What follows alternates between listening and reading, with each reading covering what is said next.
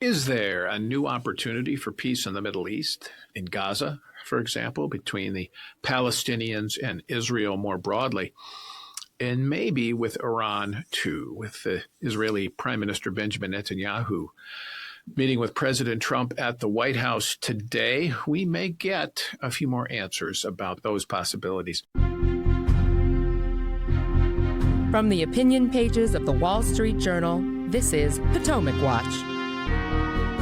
That's our subject for today. I'm Paul Gigot with the Wall Street Journal Potomac Watch podcast, and I'm here with my colleague, Elliot Kaufman, who has been covering Iran and the Middle East for us and has a big scoop in today's newspaper. We published it online Saturday evening.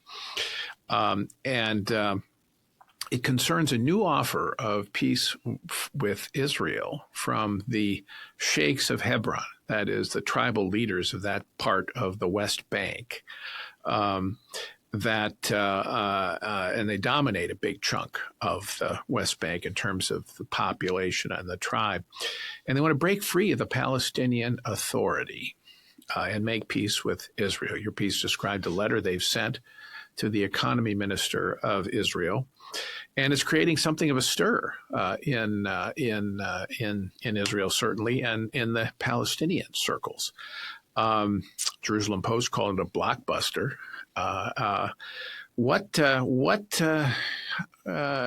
First of all, tell us what the sheikhs did and why they did it.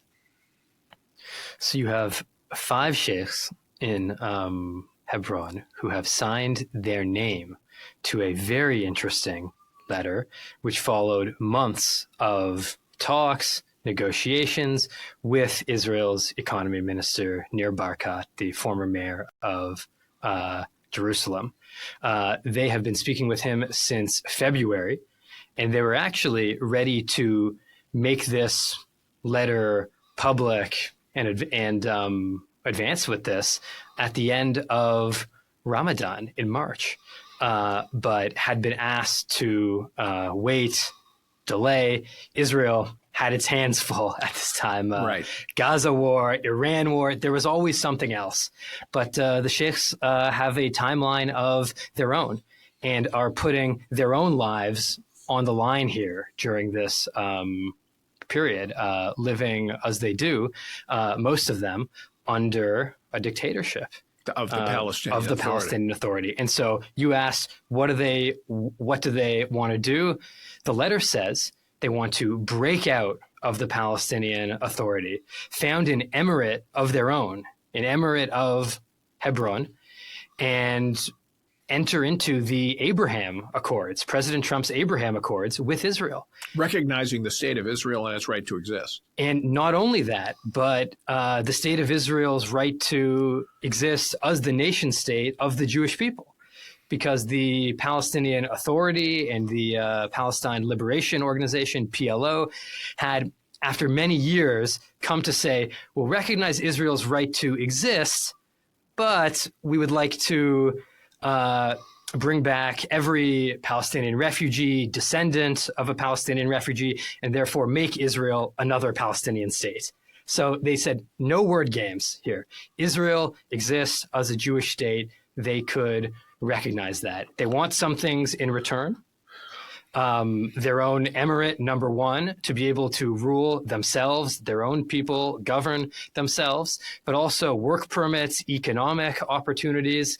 What they told me is that they want to coexist with Israel and actually prosper, which isn't possible under Palestinian Authority rule. The traditional thinking for years now, going back to, decades really, is that there's got to be a two-state solution in that part of the world, one for Israel and then one for the Palestinians, Palestinian nationalism. This emirate idea, it basically suggests a kind of multi-state solution where there would be several tribal leaders in emirate areas. And it essentially means that you wouldn't have the Palestinian nationalist movement dominate anymore. And I think it's important to understand for many of our listeners that that Palestinian nationalist idea is relatively recent in history, and the fact that it was basically put in the hands of the Palestinian Liberation Organization through the Oslo Accords in the early 1990s, which became the Palestinian Authority, gave us. And I remember, Elliot, on my trip to Israel back in the early 90s, in the wake of the Oslo Accords, the cautionary tone from some Israeli intellectuals at the time was, we're really making a big bet here. We're a democracy in Israel, but we're saying to the Palestinians, you put yourself under essentially a dictatorship of the PLO, and you'll keep order for us here in Israel. Of course, that was a bad bet, has proven to be a bad bet over the decades. Look at Gaza and the Intifada. But the sheikhs are saying, we're tired of that. We want a peaceful coexistence with economic growth and prosperity and chances to do that. That's right. And I had a sheikh of a major Hebron family tell me, he said, my family came here with Saladin, who swept out the Crusaders in the 1100s. And basically, there have been all these rulers above them, but they've been governing their own affairs in their own locality, he said, for hundreds of years. I didn't check him on his, family line exactly, but I took his word for it.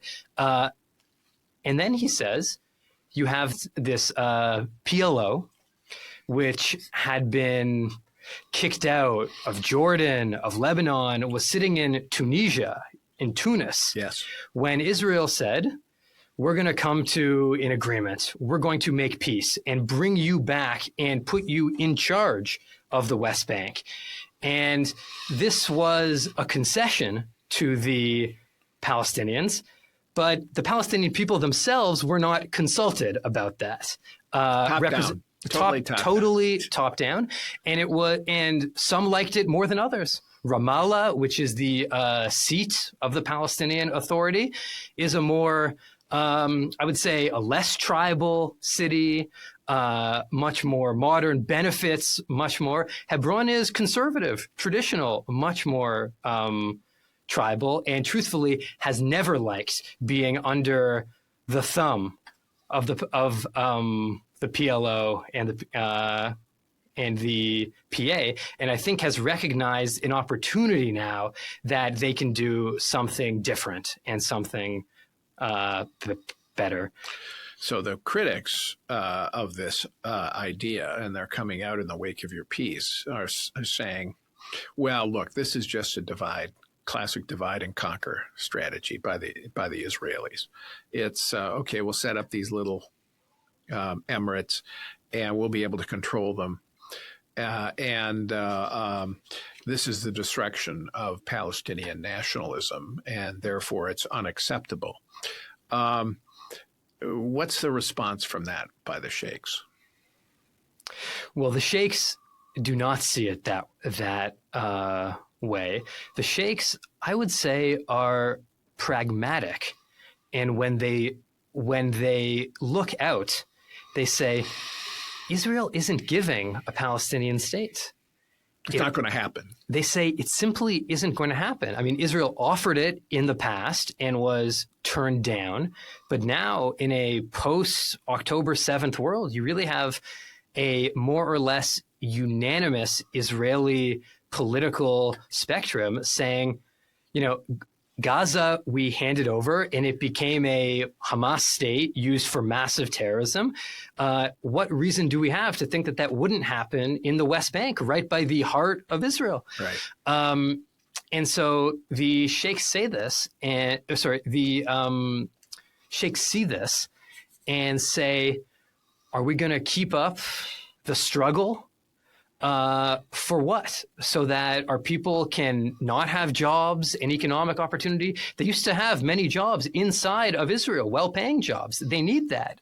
And if they want to look to something better, or even in the future, a way to convince Israel that it could safely have a Palestinian state, work with it on this, retreat from some of those maximalist war aims, and benefit in the meantime.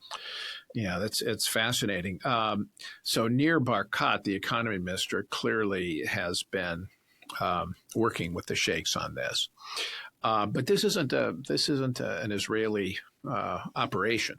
This is not that Barkat's participated in developing this, but it's going to have a sales job by the sheikhs and Barkat to the rest of the Israeli government, right? Especially to the intelligence and military services. That's right. I mean, I think there are two sales jobs here. One among the Palestinian people themselves and the people of Hebron. The families there are not united in this. This is a radical step. It's controversial. And there are sheikhs on this side, but there's a wing of the family as well that has held senior official PA positions, jobs, is being threatened, the sheikhs say right now. I mean, that is a serious sales job there. But you're right. On the other side, in Israel, I think they have done most of what they needed by saying we want peace and we're willing to go further than the PA ever would. However, Israeli security services, their job in the West Bank for 30 years now has been to prop up that Palestinian Authority. And what did that mean? It meant cracking down on illegal weapons in the territory, weapons held by people like the sheikh's men. So they're being asked to completely change their mindset here and basically not rescue the Palestinian Authority, not save it and not fight the sheikh's men in the streets. And the concern, I assume, is that they're afraid that there'll be an eruption of terrorism if you don't have the PA putting all this down. Exactly right. To the extent the PA has put it down, which is hardly comprehensive. And I heard this from Israeli security sources now, retired Israeli generals, saying we need a centralized authority just to keep things down, control. And they worry if you trust the families, well, what if they fight other families? What if it's too fragmented? Right. There are all kinds of problems, and I don't dismiss those at all. They're real problems and real obstacles to this plan. And, the safe bet is always that the plan will fail because everything else has. But there's an opportunity too. Right. Well, that's the point, Elliot. I mean, it's not as if everything we've been doing is working great. It's not working for the Palestinian people. It's not really working for the Israelis to the extent that they are that they have to maintain the super security apparatus and state. They're going to do some of that anyway, but they'd much rather, I think, get back to a more normal economic footing. They've taken a lot of economic hits through this last 18 months of war, for sure. And so why not see what can happen? Give it a shot. Let's put this in the context now of Prime Minister Netanyahu's visit to the White House today. First of all, let's listen to President Trump talk about it. I think there's a good chance we have a deal with Hamas during the coming week, pertaining to quite a few of the hostages. Yeah. We've gotten a lot of the hostages out, but pertaining to the remaining hostages, quite a few of them will be coming out. We think we'll have that done this week. So, Elliot, what are the prospects of a deal coming through? I know you and I both talked to sources who say that they're close. Yeah, I think it is very serious now because there are proximity talks going on. So no longer so far away and having to wait a week to hear back every single statement. What do you mean by a proximity talk? I mean that Americans, Israelis, and Hamas themselves are not in the same room, but are close by. And so they're able to fly to Qatar or Oman or someplace like that. That's right. And have each side do it and wait several days before getting an answer on each thing. So things are moving at this point. Now, Israel accepted an American proposal. Hamas put forward a positive response, but with changes to which Israel has objected. But the Israelis sent a negotiating team on to continue with this. And so there are a few outstanding issues that may be able to be worked out. I know U.S. officials are confident that they will be able to work them out. There are a few things. Aid, how will that be handled going forward during a period of a ceasefire? Does Hamas get access to that aid is essentially the larger question, and the answer will probably be yes, it will. Right. Guarantees about negotiations continuing past the 60-day period Of a ceasefire. if the parties are negotiating in good faith. Now, what does good faith mean exactly? It may be in the interest of all parties to not establish that so clearly and leave that a little more vague.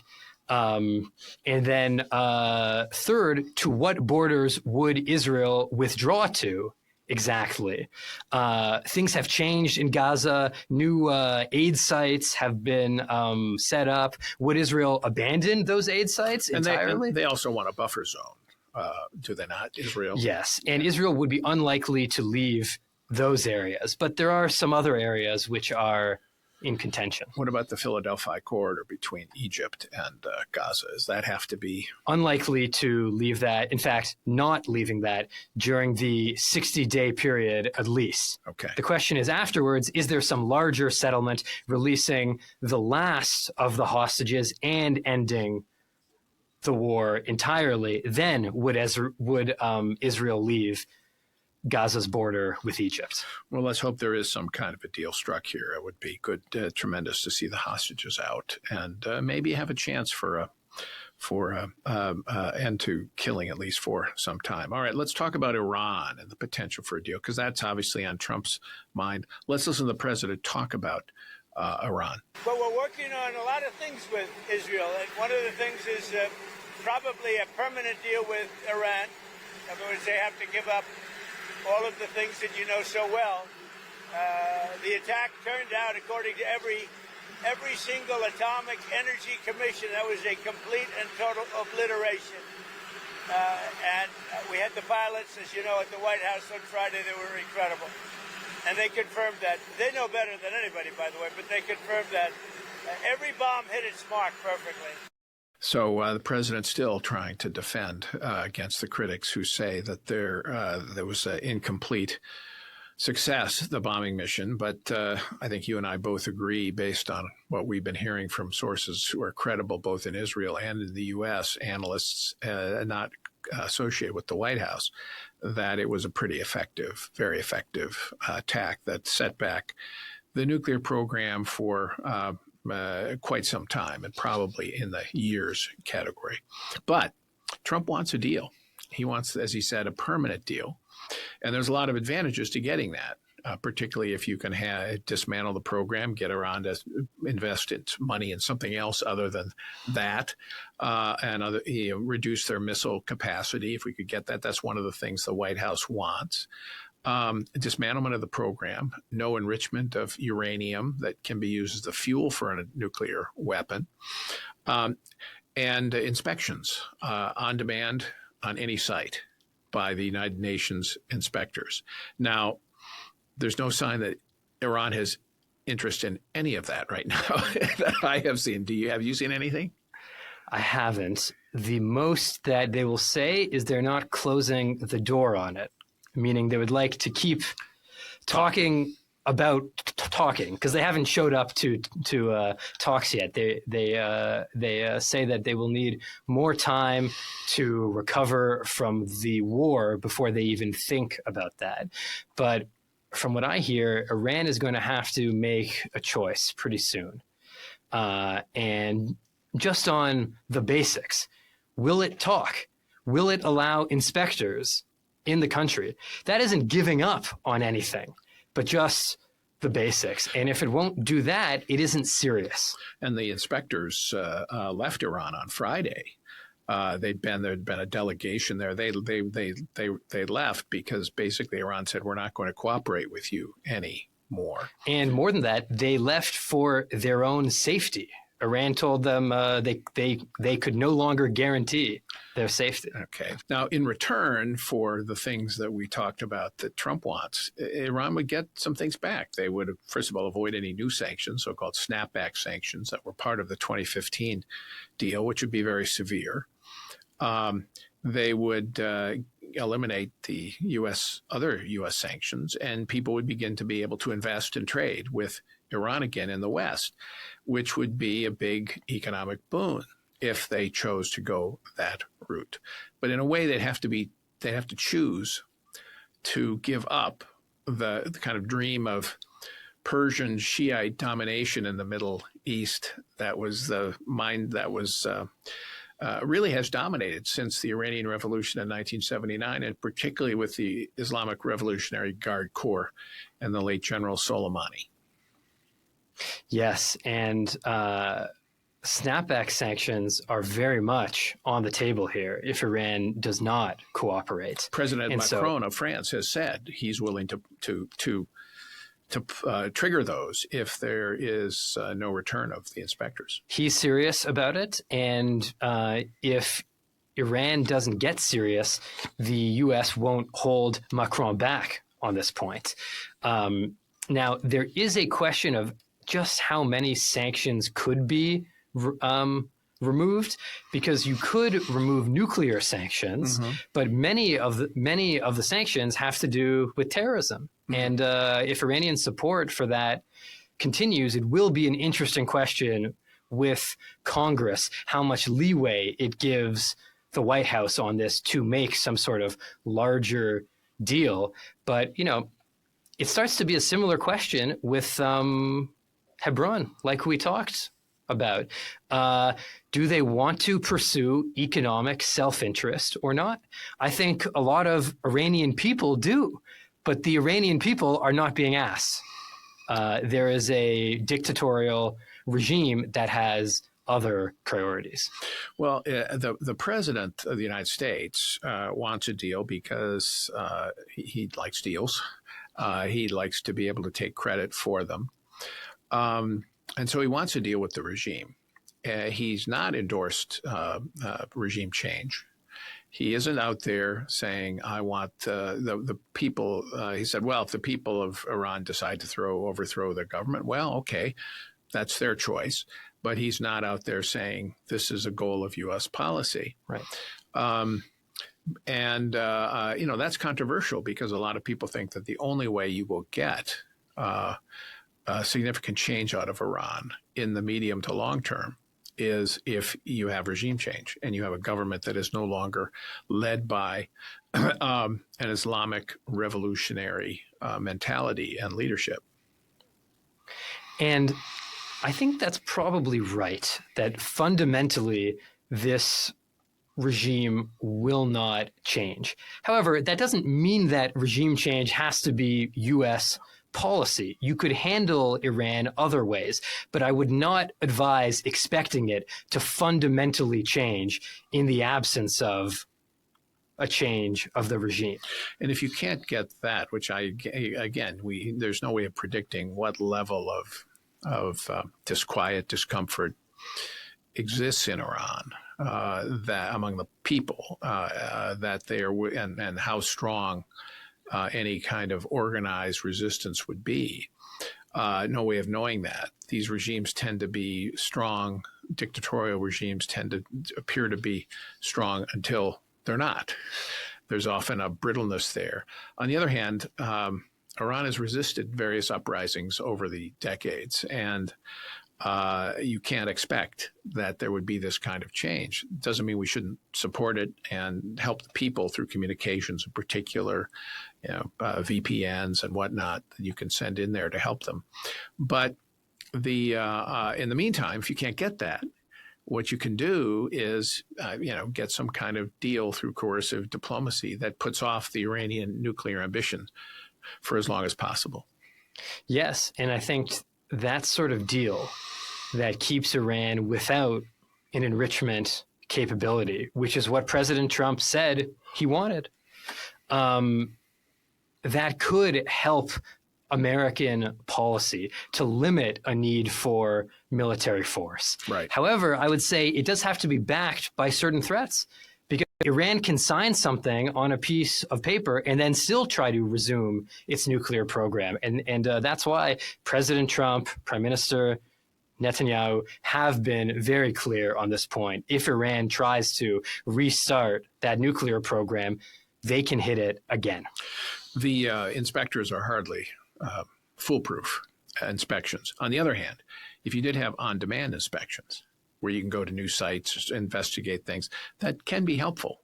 And I think that the UN inspection regime has been helpful in kind of tracking how the Iranians have cheated over the years. They've been pretty good at that. So if we could get that kind of regime back in place, not perfect, and I think your point about the threat of force is important, but if we could still get something like this, a deal of the kind that Trump suggests, it could be a step towards a more stable, less destructive Middle East, at least here in the near term to medium term. All right. Elliot Kaufman, thanks so much. Congratulations on your big scoop. Thank you. And we'll follow that in the days and weeks ahead. Thank you all for listening. We're here every day on Potomac Watch.